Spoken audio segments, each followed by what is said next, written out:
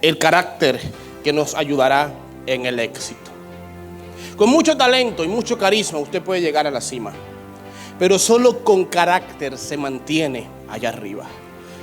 El talento, la gracia, los dones te abren puertas, pero el carácter hace que las puertas se mantengan abiertas. Dios sabe que tú tienes potencial, que tú tienes dones, talento, carisma, y te va a llevar lejos, pero para que te mantengas allá arriba, primero tiene que procesarte. Por eso los procesos son zapatas para un edificio. Los procesos son las raíces de un árbol que hace que el dinero no se te suba a la cabeza, que el poder no te dañe, que la fama no te dañe, porque ya tú tuviste suficientes raíces por el proceso. Pedro fue un hombre así. Pedro tenía una gracia natural. Tenía una habilidad de correr detrás de lo que quería. Fue el único de los apóstoles que tuvo la revelación de Cristo, el Mesías. Él dice, tú eres el Cristo. Y esa palabra fue tan poderosa que Jesús dice, sobre esta palabra que has dicho, edificaré mi iglesia. Pedro tenía una gracia, un talento, pero no tenía carácter. Tampoco carácter tenía Pedro. Que Cristo dura 3 años y medio discipulándolo. Ningún pastor dura 3 años discipulando a nadie. Pero Cristo agarra a Pedro y sus discípulos y dura 3 años y medio ahí enseñándole. Y lo que más Cristo enseñaba era paz.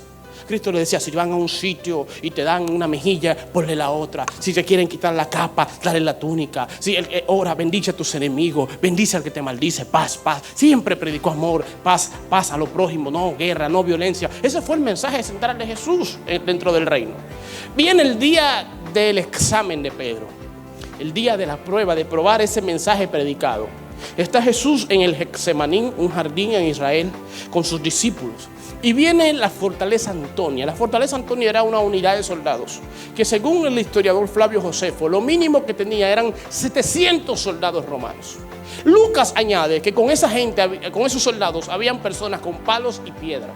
Así que vamos a imaginarnos 1000 personas, 700 soldados grandes, llenos de hierro, con un escobillón en la cabeza para barrer la sangre de los muertos y todo eso, con 300 personas con palos y piedras que vienen a agarrar el preso a Jesús.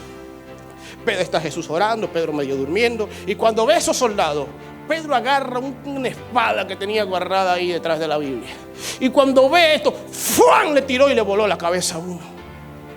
Bueno, la oreja, pero no le tiró para la oreja, le tiró para la cabeza. El tipo fue ágil y nada más le mochó una oreja. Pero ¿quién tira? Ustedes que peleó en el mundo, ¿quién tira ahí que para volar la oreja? Y yo, ven, que te vamos a echar la oreja, ven. Por Dios. Pedro le tiró para la cabeza y le llevó su orejita. Yo me imagino a Jesús ese día. Pero Pedro, por Dios, ¿dónde está la oreja de este muchacho? Pero tú, Señor, él no puede ser pastor todavía, ¿no? Me mata la iglesia. Usted llegó tarde. Usted desafinó en el coro. Usted no se... Señor, me mata la iglesia en el primer día. No. Y lo mandó a la universidad del proceso.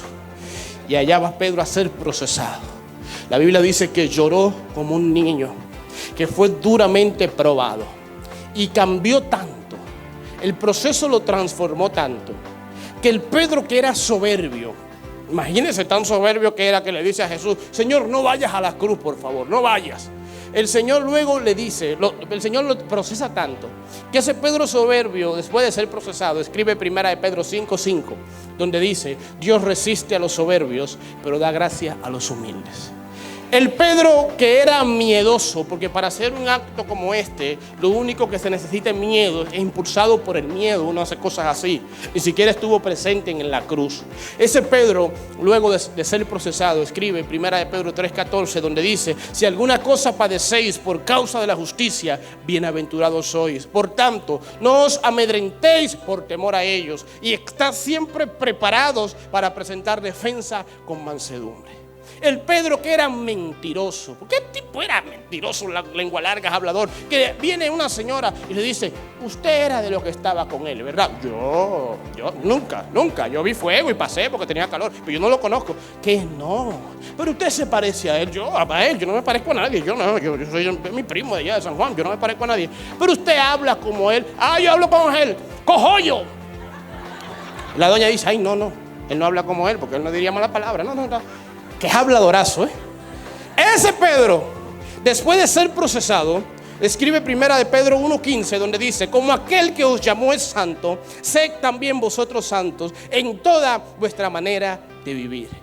Y el Pedro que era necio, porque le dice, el Señor le dice: Pedro, el diablo anda buscándote para zarandearte. Le dice: zarandearme a mí, todo esto te van a negar menos yo, porque es necio.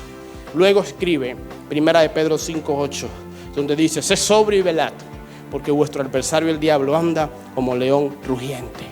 Antes de ser procesado tenía problemas de carácter, era una persona necia, era una persona mentirosa. Después de ser procesado cambió tanto que escribió 2 cartas, primera y segunda de Pedro. Ayudó a Marcos a escribir el Evangelio de Marcos, donde se cree que se escribieron los demás a partir de ese. Predicó en el Pentecostés y en su primera prédica se convirtieron 3,000 personas. Sanó a un cojo, resucitó a Dorcas, y la gente decía en Hechos que hasta su sombra sanaba a los enfermos. Si Dios con sus procesos convirtió a un hombre de tan poco carácter a un apóstol tan poderoso en el Evangelio, entonces bendito sea el Dios de los procesos en la vida de nosotros.